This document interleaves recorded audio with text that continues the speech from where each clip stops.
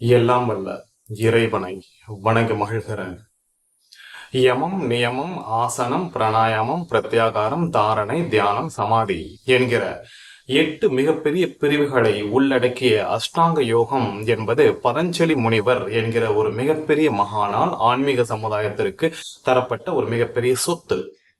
இந்த அஷ்டாங்க யோகத்தை நாம் உற்று பார்க்கும் பொழுது பதஞ்சலி முனிவர் ஆன்மீக சமுதாயத்திற்கு ஒரு சொத்தாக படைத்து சென்றிருக்கிறார் என்பதை விட நான் இன்னொரு விஷயத்தை மிகவும் வியக்கிறேன். அது என்னவென்றால், அவர் இந்த 8 விஷயங்களையும் பிரித்திருப்பது, அழகாக பிரித்திருப்பது. அதை விட நான் மிகவும் வியப்பது என்னவென்றால், அந்த 8 விஷயங்களையும் பிரித்து அதை அவர் அடுக்கி வைத்திருப்பது. யமம் என்பதில் ஆரம்பிக்கிறார் அவர். இந்த இந்த 8 அங்கங்களில் மிகவும் அடிப்படையான ஃபண்டமெண்டலான விஷயம் ஆன்மீகத்திற்கு யமம் என்பதை உணர்ந்திருக்கிறார். அதனால் யமம் என்பதை 4ஆவதாகவோ 5ஆவதாகவோ வைக்காமல் முதலில் வைக்கிறார். யமம் என்பதை வைத்து நியமத்திற்கு சென்று ஆசனத்திற்கு சென்று அப்படியே படிப்படியாக மேலே சென்று கடைசி படியாக சமாதி என்பதை அவர் உணர்ந்து வைத்திருக்கிறார். குழப்பமே இல்லை. அவர் தெளிவாக அழகாக இதை ப்ராசஸ் செய்திருக்கிறார். முதலில் 8ஆக பிரித்தது. இந்த விஷயங்கள் எல்லாம் ஒன்னா போட்டு ஒரு மாதிரி குழப்பாம 8 தனித்தனி கம்பார்ட்மெண்டலாக பிரித்தது நான் பதஞ்சலி முனிவரை பார்த்து வியக்கிறேன். இரண்டாவது, அதை பிரித்து வைத்துவிட்டு அடுக்கடுக்காக படிப்படியாக அவர் அடுக்கி வைத்த விதமும் நான் வியக்கிறேன். நீங்க பாருங்க, நம்ம கூட 3 வயசு ஆனதுக்கு அப்புறம் தான் வந்துட்டு எல்கேஜி அப்படின்னு நம்ம சேர்க்கிறோம். யூகேஜி அப்படியே கொஞ்சம் கொஞ்சமா போயிட்டு 10th standard, 12th standard, college, PhD இந்த மாதிரி நம்ம போறோம். 3 வயசுல இருக்கும் போதே நான் 10th ஸ்டாண்டர்ட் படிக்கிறேன் அப்படின்னு அது நடக்கிற விஷயமா? என்கிட்ட ஒரு சில மாணவர்கள் வந்துட்டு, சார் இந்த மெடிடேஷன் அப்படிங்கறதெல்லாம் எனக்கு புரியல சார், நான் செஞ்சும் பாக்குறேன், எனக்கு வந்துட்டு அது ஒத்து வரல, அதை என்னால பண்ண முடியல, நான் ஒரு கிளாஸுக்கு நான் போனேன், எங்கப்பா போனேன் அப்படின்னு கேட்டா, இந்த கிளாஸ் நான் இங்க போனேன், அங்க நான் மெடிடேஷன் நான் கத்துக்கிட்டு நான் உட்காந்து நான் பண்றேன், கொஞ்சம் இல்ல சார், ஒரு 2-3 வருஷம் நான் பண்றேன், அதுல எனக்கு எந்த பயனுமே இல்லை என்று மாணவர்கள், என்னுடைய நண்பர்கள் இவர்கள் எல்லாம் சொல்லுவதை பார்க்கும் பொழுது நான் எங்கே தவறு நிகழ்கிறது என்று நான் பார்க்கிறேன். இது ஒரு பக்கம் இருக்கட்டும். இன்னொரு பக்கம் என்னவென்றால், வலைதளங்களில் இளைஞர்களும் அனைவருமே ஒரு ஒரு பதிவு செய்கிறார்கள். அது என்னன்னா, did anybody get benefited through meditation? இந்த கேள்வியை எனக்கு மிகவும் அதிர்ச்சிக்குள்ளாக்குகிறது. மிகவும் என்ன என்ன என்ன மாதிரியான கேள்வி? did anybody get benefited through meditation? என்ன கேள்வி இது? தியானத்தின் மூலமாக யாராவது நன்மை அடைந்திருக்கிறீர்களா என்கிற கேள்வி. அதற்கு பதிலும் அளிக்கிறார்கள். பதிலில் இட்ஸ் வேஸ்ட் ஆஃப் டைம், யாரும் தியானம்லாம் பண்ணாதீங்க, நான் வந்துட்டு பல வருடங்களாக நான் பண்ணிக்கிட்டு இருக்கேன், இந்த 1 மணி நேரம் நீங்க வந்துட்டு ஒவ்வொரு நாளும் தியானத்துல செலவழிக்கிறதுக்கு பதிலாக வேற ஏதாவது வேலை செஞ்சுட்டு போங்க, கொஞ்சம் ப்ரொடக்டிவா இருக்கும், உனக்கோ இல்லாட்டும் சமுதாயத்துக்கோ அது வந்துட்டு யூஸ்ஃபுல்லா இருக்கும், தியானத்தினால் ஒரு பயனும் இல்லை என்று அந்த கேள்விக்கு பதில் அளிப்பதையும் நான் வலைதளங்களில் பார்க்கும் பொழுது எனக்கு வியப்பாக இருக்கிறது. எங்க பிரச்சனை அப்படின்னு கொஞ்சம் யோசிச்சு பார்த்தோம்னா, இந்த மாதிரியான பதிவிடுவர்கள் எங்கே தியானத்தை கற்றுக்கொண்டார்கள் என்று நாம் முதலில் யோசித்து பார்க்க வேண்டும். இந்த இளைஞர்கள் இல்லைன்னா இந்த நண்பர்கள் எல்லாம் எங்கே அவர்கள் கற்றுக்கொண்ட தியானம், அதாவது பயனளிக்கவில்லை என்று சொல்லிக் கொள்கிற அந்த தியானத்தை எங்கே கற்றுக்கொண்டார்கள் என்று பார்க்கும் பொழுது ஒரு விஷயம் தெளிவாக புரிகிறது. தெருவுக்கு தெரு இப்பொழுதெல்லாம் தியானம், meditation centre, we teach meditation என்று எங்க பார்த்தாலும் மெடிடேஷன் கற்றுக் கொடுக்கிறார்கள். ஒருவர் மெடிடேஷனை பத்தி கொஞ்சம் கூகுள்ல போயிட்டு கொஞ்சம் அதை வாசிச்சு பார்த்துட்டாருன்னா போதும், மெடிடேஷன் குரு, நான் யோகாசனம் கத்துக் கொடுக்கிறேன், மெடிடேஷன் கத்துக் கொடுக்கிறேன் என்று போர்டு போட்டுட்டு உட்கார்ந்துடுறாங்க. நான் இன்னொரு விஷயத்தை நான் பார்க்கிறேன். பதஞ்சலி முனிவர் அடுக்கடுக்காக அடுக்கி வைத்திருக்கிறாரே. இந்த இந்த வரிசையில் நீங்கள் பார்த்தீர்கள் என்றால், தியானம் என்பது 7வது ஸ்டேஜில் வருகிறது. நான் கேட்ட கேள்விக்கு மறுபடியும் வருகிறேன். 3 வயது குழந்தை எல்கேஜி படிக்காமல் நான் 10வது எடுத்து படிக்கிறேன் என்றால், அந்த குழந்தைக்கும் பிரச்சனை, கற்றுக் கொடுக்கும் ஆசிரியருக்கும் பிரச்சனை.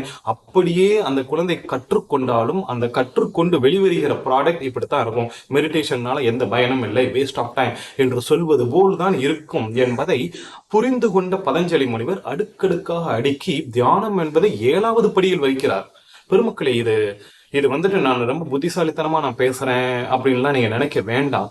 ஏன்னா நான் இதை வந்துட்டு எனக்குள் உள்வாங்கி அந்த ஒவ்வொரு படியையும் கடந்து அதற்குள் என்ன இருக்கிறது என்பதை பயணித்து வந்த பிறகு நான் திரும்பி பார்த்த பொழுதுதான் அவர் செய்த விஷயத்தில் அந்த சூட்சுமமான ஒரு அழகான விஷயம் உண்மையிலேயே தெளிவாக தெரிகிறது என்பதை நான் பதிவிடுவதற்காகத்தான் சொல்கிறேன். இல்லை என்றால் 2000 வருடத்திற்கு முன்பாக பதஞ்சலி முனிவர் செய்து வைத்த இந்த வேலை 2000 வருடங்கள் கழித்து இப்பொழுதும் அது நிலைத்து நிற்கிறது.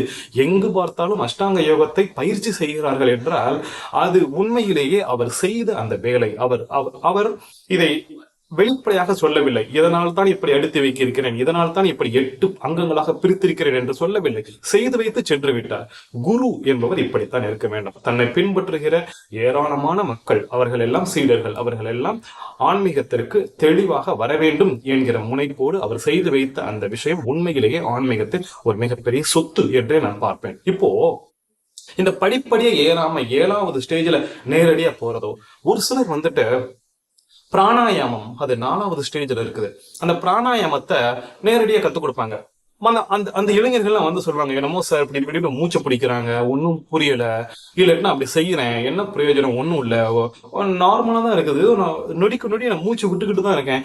இதுக்கும் அந்த பிராணாயாமம் பண்றதுக்கு என்ன சார் டிஃபரன்ஸ், அது எதுக்கு இப்படி எல்லாம் பண்ணிட்டு இருக்கணும், அதெல்லாம் வந்துட்டு எனக்கு வேஸ்ட் ஆஃப் டைமா தான் படுது, அதுக்கு பதிலாக நான் வேற ஏதாவது வேலை பார்க்கலாம், இந்த மாதிரிலாம் சொல்றது இப்படிதான். எடுத்தோன்னு நம்ம அந்த படிக்கு தாவுவதோ, 7வது படி தியானம் என்பதை தாவுவதோ அதெல்லாம் விட்டு விட்டு படிப்படியாக செல்லுங்கள் என்பதை கற்றுக் கொடுக்கிறார். இதை நான் 2 விஷயங்களை இங்கு நான் உண்மையிலேயே பதிவிட விரும்புகிறேன். ஒன்று, படிப்படியாக செல்லாமல் எடுத்தவுடன் ஆசைப்பட்டு அதை அடைந்து விடலாம் என்று 4வது படியிலோ 7வது படியிலோ இல்லை 8வது படியிலோ நான் இன்னும் ஒன்றை சவாலாக கூட சொல்லுவேன். போர்டு போட்டு வந்துட்டு தியானம் என்பதை கற்றுக் கொடுக்கிறீர்களே, எங்கே போர்டு போட்டு விட்டு உங்களுக்கு நான் சமாதி நிலை தருகிறேன் என்று கற்றுக் கொடுங்கள் பார்ப்போம்.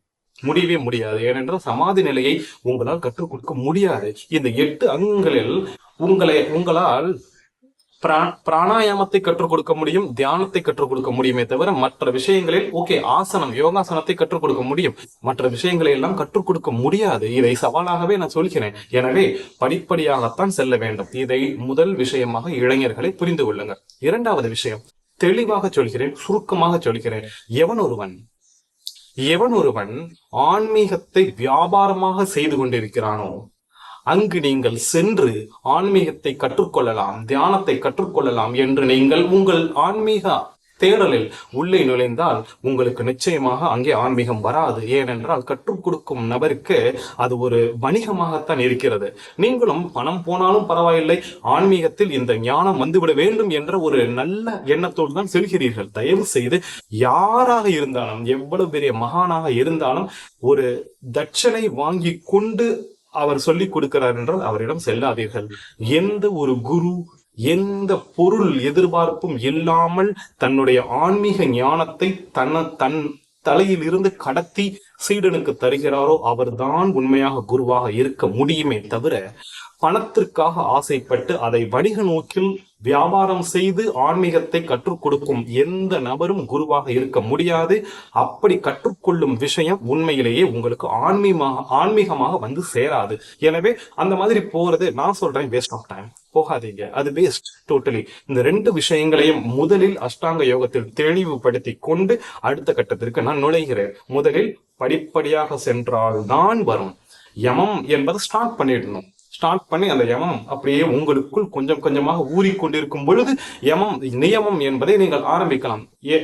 முழுசாக முடிச்சிட முடியாது. யமம் என்பதை முழுதாக முடித்துவிட்டு நியமத்திற்கெல்லாம் அப்படியெல்லாம் முடியவே முடியாது. ஆன்மீகத்தில் எதுவுமே முழுமை கிடையாது. அதனால் யமம் என்பதை ஸ்டார்ட் பண்ணி கொஞ்சம் நாட்கள் அதை பயிற்சி செய்து கொண்டு இருங்கள். அதன் பிறகு நியமத்தை ஸ்டார்ட் பண்ணுங்க, அதுக்கு பிறகு ஆசனத்தை ஸ்டார்ட் பண்ணுங்க. அப்புறம்தான் பிராணாயாமம் வர வேண்டும். அப்போ தியானம் எப்போ செய்யணும் என்பதை யோசித்து பாருங்கள். முதல் விஷயம், படிப்படியாக சென்றால்தான் ஆன்மீகம் உங்களால் உள்வாங்கப்படும். 2வது விஷயம், வணிக நோக்கில் எந்த ஒரு குருமார் உங்களுக்கு ஆன்மீகத்தை கற்றுக் கொடுக்கிறேன் என்று சொன்னால் அவரிடம் தயவு செய்து ஆன்மீகத்திற்காக செல்லாதீர்கள். அதற்கு பதிலாக நீங்களாக அமைதியாக ஒரு இடத்தில் இருந்து உங்களுக்குள் இருக்கும் ஆன்மாவை செவி கொடுத்து கேட்டாவது நீங்கள் ஆன்மீகத்தை கற்றுக்கொள்ளலாமே தவிர வணிக நோக்கில் எனக்கு தட்சணை கொடு என்று கேட்கிற குருவிடம் தயவு செய்து ஆன்மீகத்தை கற்றுக்கொள்வதற்காக செல்லாதீர்கள். இது 2ஐயும் நான் முன் பதிவு செய்து விட்டு அஷ்டாங்க யோகத்தின் முதல் படியான யமம் என்பதை எடுக்கிறேன். பெருமக்களே, இளைஞர்களே, அஷ்டாங்க யோகத்தில் பதஞ்சலி முனிவர் யமம் என்பதை முதல் படியாக வைக்கிறார். இந்த யமம் என்ற வார்த்தைக்கான பொருள் விட்டுவிடுதல், விலக்குதல் என்பதுதான். உன்னிடம் இருந்து இந்த விஷயங்களை எல்லாம் விலக்கிவிடு. யமம் என்பது விலக்குதல், அதுதான். பாருங்க, நான் இதை மறுபடியும் நான் வந்துட்டு பதஞ்சலி முனிவரை பார்த்து நான் வியக்கிறேன். அவரை எடுத்த உடனே ஃபண்டமெண்டல்ல என்ன வைக்கிறார் அப்படின்னா விலக்குதலை வைக்கிறார். அத 4வது 5வது வைக்கல, ஃபர்ஸ்ட் அதுதான் வைக்கிறார். வீட்டை கிளீன் பண்ணிட்டு அதுக்கப்புறம் நம்ம அலங்காரம் செய்யலாம் என்கிறது தான் ஃபண்டமெண்டல். அதே போல் நம்மை கிளீன் பண்றதுதான் ஃபர்ஸ்ட் ஃபண்டமெண்டல். விலக்குதல், உன்னிலிருந்து விலக்குதல் அப்படின்னு சொல்லிட்டு அந்த யமம் அதுக்குள்ள மறுபடியும் சப்டிவிஷன்ஸ் ஒரு 5 வைக்கிறார். எதையெல்லாம் விளக்கணும், எதையெல்லாம் உன்னிடம் இருந்து விட்டுவிட வேண்டும் என்பதை ஒரு 5 விஷயங்கள் சொல்லுகிறார். இந்த 5 விஷயங்களையும் நீ விட்டுவிட வேண்டும் என்று சொல்கிறார். அந்த 5 விஷயங்கள் என்னென்ன அப்படின்னு சொல்லிட்டு பார்க்கலாம். முதலில் அஹிம்சை, 2வது சத்தியம், 3வது அஸ்தேயம், 4வது பிரம்மச்சரியம், 5வது அபரிக்கிரகம். அஹிம்சை, சத்தியம், அஸ்தேயம், பிரம்மச்சரியம், அபரிக்கிரகம், இது 5ம் சேர்ந்ததுதான் யமம். யமம் என்பது விட்டு விலகுதல். இந்த 5 விஷயங்களையும் நீ விட்டு விட்டால் முதல் படியில் ஏறுகிறாய். இந்த 5 விஷயங்களையும் ஒரே நேரத்துல விட்டுற முடியாது. இன்னொன்று சொல்கிறேன் பெருமக்களே, அஷ்டாங்க யோகத்தில் 8 பிரிவுகள். இந்த 8ஐயும் 8 நாள்ல கத்துக்கணும். 6 வாரங்களில் சிகப்பழகு என்று விளம்பரம் செய்வதை போல் 8 வாரங்களில் நான் அஷ்டாங்க யோகத்தை கற்றுக்கொள்ள போகிறேன் என்பதெல்லாம் முடியாது. உங்களுக்கு பொறுமை இல்லை என்றால் அஷ்டாங்க யோகம் உங்களுக்குள் வராது. அது வருடங்களாகும். நீங்கள் பொறுமையாக இருக்க வேண்டும். அது ஒவ்வொருத்தருடைய மனநிலையையும் பொறுமை நிலையையும் சார்ந்தது. நீங்கள் எந்த அளவிற்கு பக்குவப்பட்டிருக்கிறீர்கள் என்பதை பொறுத்து யமம் உங்களுக்குள் தானாக அமையும். உங்களால் ஈஸியாக இந்த 5 விஷயங்களை விட முடியும். உடனே நீங்கள் நியமத்தை ஆரம்பிக்கலாம். இது எல்லாம் தனி நபர் நிலைமையை பொறுத்தது, உங்களுடைய பக்குவத்தை பொறுத்தது. ஆனால் ஒரே நாள்ல அதெல்லாம் 8 நாள்ல வந்துடணும், பல வருடங்கள் ஆகும். நீங்கள் பொறுமையாக இருந்துதான் ஆக வேண்டும். அதற்காக நீங்கள் நேரத்தையும் செலவழித்துதான் ஆக வேண்டும். எனவே யமம் என்கிற இந்த முன்னுரையை, யமத்திற்காக இந்த முன்னுரையை நான் முதலில் அடியெடுத்து வைத்து அந்த யமத்திற்குள் இருக்கிற அந்த 5 பிரிவுகளையும் ஒவ்வொன்றாக நாம் பார்க்கலாம். முதல் பிரிவாக அஹிம்சை என்பதை அடுத்த பதிவில் டீட்டெயிலாக, அஹிம்சை என்பதை பற்றி இந்த யமம் என்னதான் சொல்ல வருகிறது என்பதை டீட்டெயிலாக பார்க்கலாம். அதுவரை நன்றி.